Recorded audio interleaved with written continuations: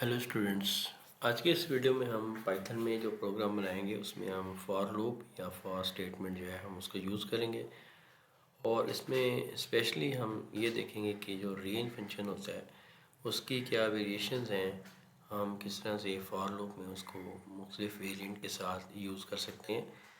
आपको पता होगा कि रेंज फंक्शन जो है उसमें एक पैरामीटर भी दे सकते हैं, दो भी और तीन पैरामीटर भी हम दे सकते हैं। तो इसमें तफसील से ये बात करेंगे। तो सबसे पहले हम देख लेते हैं basic range with only stop value.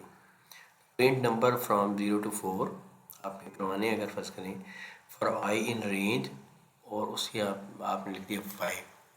जब आप 5 लिखेंगे तो एक कम वो प्रिंट करेगा, यानी 0 से लेके 4 तक प्रिंट करेगा, 0 1 2 3 4। उसके बाद प्रिंट आई आपने लिखा तो प्रिंट आई जो है वो 0 1 2 3 4 इस तरह से प्रिंट करता जाएगा, लेकिन 4 तक जाएगा। यहाँ पे आपने 5 लिखा था लेकिन 4 तक है। स्टार्ट फ्रॉम 0 बाई डिफ़ॉल्ट, आई में 0 जो है बाई डिफ़ॉल्ट जो है वो स्टार्ट होगा, अनलेस के यहाँ पे आप पैरामीटर में मेंशन करें। तो stop before the stop value 5। ये क्लियर हो गया। फॉर का लूप जो है वो रेपिटेशन करता है, किसी भी काम को परफॉर्म आपने एक से ज़्यादा दफ़ा करवाना हो तो फॉर या वाइल दो लूप इस्तेमाल होते हैं। इसमें हम फॉर की बात करते हैं। इसमें देखें कि फॉर आपने यूज़ किया है और सिर्फ एक लाइन ऑफ स्टेटमेंट आपने लिखी है प्रिंट ऑफ 5, और आपने आई से लेके तो 5 लेस देन 1 जो वैल्यू है वहाँ तक आपने, यानी आई में वैल्यू 0 होगी और वो 4 तक जाएगा, 0 1 2 3 4 तक आपने काउंटिंग जो है प्रिंट करवाई है वाया फॉर लूप। अगर आप ये काम ना करते तो आपको 4 प्रिंट स्टेटमेंट अलग से आपको लिखनी पड़नी थी। प्रिंट मुख्तलिफ वैल्यूज़ आई की जो है आपको परफॉर्म करनी पड़ती।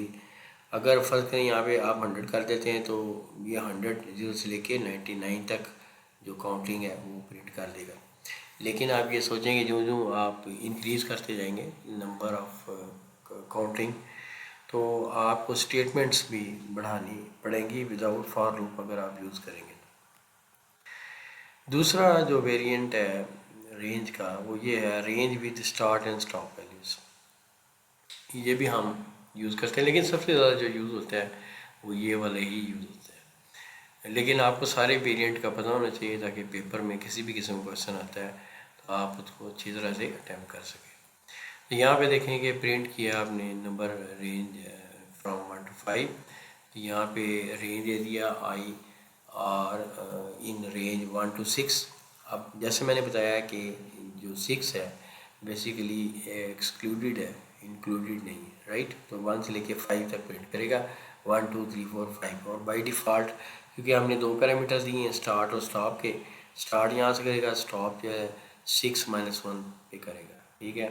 तो यानी 5 तक जाएगा। तो start from start value 1 and stop before stop value 6। Clear.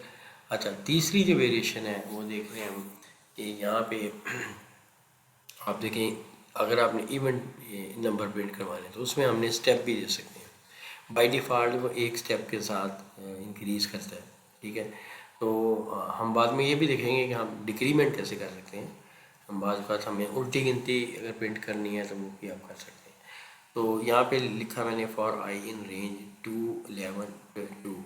इसका मतलब 2 है, 2 से स्टार्ट करेगा, 11 का मतलब है 10 तक जाएगा, और 2 का मतलब है कि 2 स्टेप का इंक्रीमेंट होगा, यानी कि 2 के बाद 4 आएगा, 4 के बाद 6 आएगा, 6 के बाद 8 आएगा, 8 के बाद 10 आएगा, और ये आखिरी नंबर होगा क्योंकि 11 तक आपने दिया था यहाँ पे। तो ये step define the increment between numbers and can also use negative step to count backwards. कैसे, वो भी हम देख लेते हैं एक एग्जांपल कि ये देखें यहाँ पे हमने रेंज दिया और काउंटिंग आपने रिवर्स ऑर्डर में करनी है। तो यहाँ पे आपने दे दिया फॉर का लूप और इन रेंज 10 0 -1। अब 0 का क्या मकसद है, ये तो हमें बात समझ आएगी कि 10 से स्टार्ट करें क्योंकि हमने बैकवर्ड जाना है।